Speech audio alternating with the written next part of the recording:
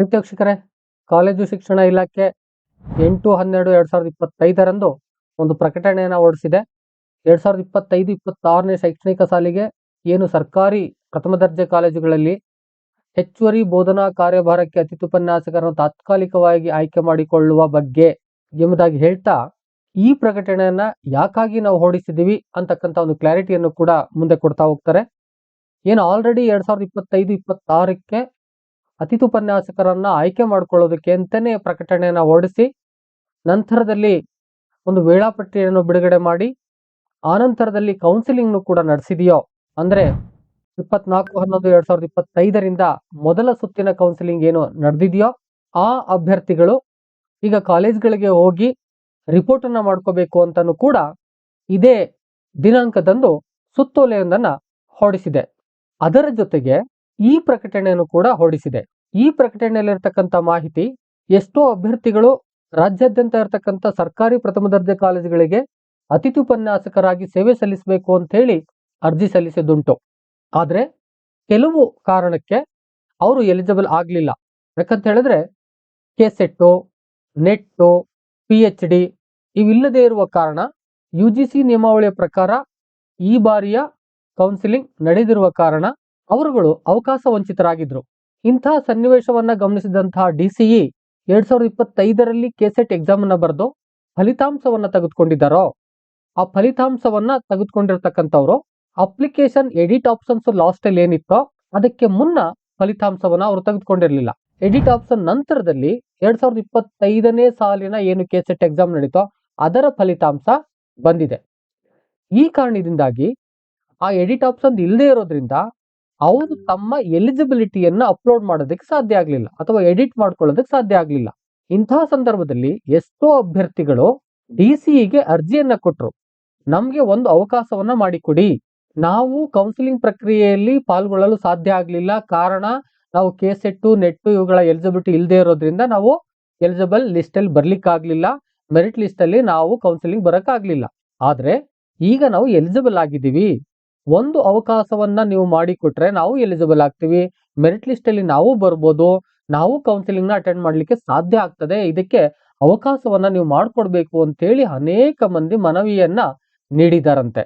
ಈ ಒಂದು ಹಿನ್ನೆಲೆಯಲ್ಲಿ ಕಾಲೇಜು ಶಿಕ್ಷಣ ಇಲಾಖೆ ಒಂದು ಪ್ರಕಟಣೆಯನ್ನು ಹೊರಡಿಸಿ, ಯಾರೆಲ್ಲ PhD, NET, ಕೆಸೆಟ್ ಈ 3 ಪ್ರಕಾರದಲ್ಲಿ ಎಲಿಜಿಬಿಲಿಟಿಯನ್ನ ಹೊಂದಿರ್ತಾರೋ ಅಂತ ಹೇಳಿದ್ರೆ PhD ಆಗ್ಬೋದು ಅಥವಾ NET ಆಗ್ಬೋದು ಅಥವಾ ಕೆಸೆಟ್ ಆಗ್ಬೋದು, ಈ ಒಂದು ಎಲಿಜಿಬಿಲಿಟಿಯನ್ನ ಯಾರೆಲ್ಲ ಪಡ್ಕೊಂಡಿದಾರೋ ಇವರಿಗೆ ಮಾತ್ರ ಕ್ಲಾರಿಟಿಯನ್ನ ತೆಗೆದುಕೊಳ್ಳಿ. PhD ಮಾಡ್ಕೊಂಡಿರೋರ್ಗೆ, NET ಮಾಡ್ಕೊಂಡಿರೋರ್ಗೆ, ಕೆಸೆಟ್ ಮಾಡ್ಕೊಂಡಿರೋರ್ಗೆ. ಅದು ಯಾವಾಗ ಏನು ಈ ಅಪ್ಲಿಕೇಶನ್ಗೆ ಲಾಸ್ಟ್ ಡೇಟ್ ಆಗಿ ಕೌನ್ಸಿಲಿಂಗ್ ಮಿಸ್ ಆಗಿದೆಯೋ ಅಂಥವ್ರಿಗೆ ಮಾತ್ರ. ಅವರು ಒಮ್ಮೆ ತಿದ್ದುಪಡಿಯನ್ನ ಮಾಡ್ಕೊಳ್ಳಿಕ್ಕೆ ಅವಕಾಶವನ್ನ ನಾವು ಮಾಡಿಕೊಟ್ಟಿದ್ದೀವಿ. ಯಾವ ದಿನಾಂಕದಿಂದ?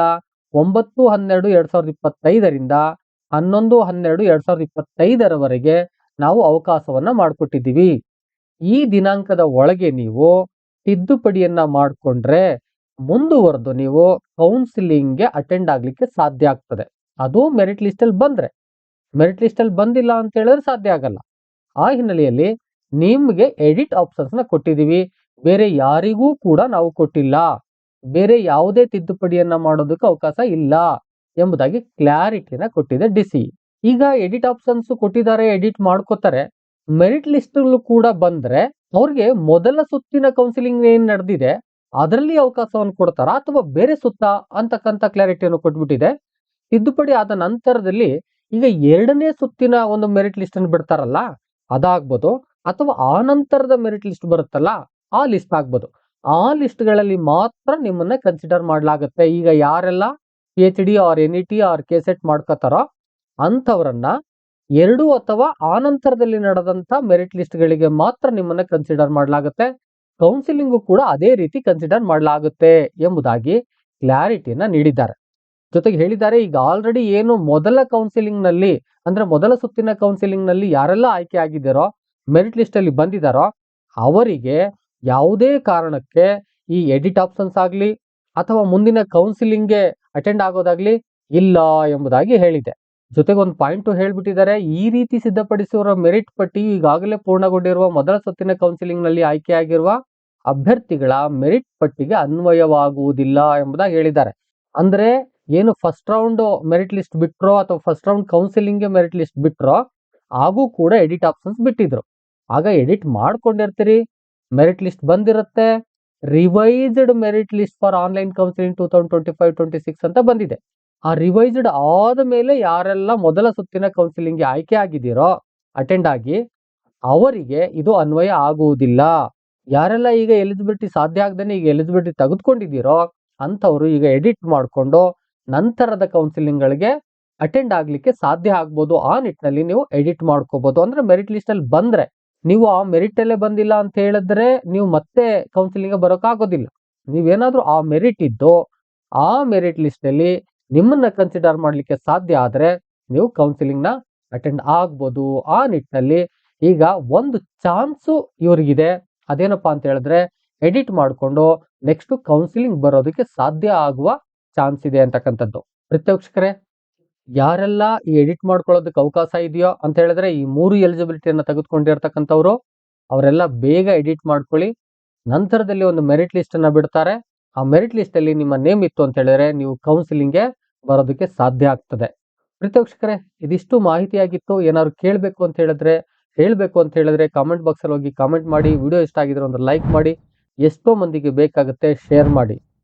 ಮತ್ತೊಂದು ಇನ್ಫಾರ್ಮೇಟಿವ್ ವಿಡಿಯೋ ಜೊತೆ ನಿಮ್ಮೊಟ್ಟಿಗೆ ಬರ್ತೀನಿ. ಅಲ್ಲಿವರೆಗೆ thank you and all, love you all.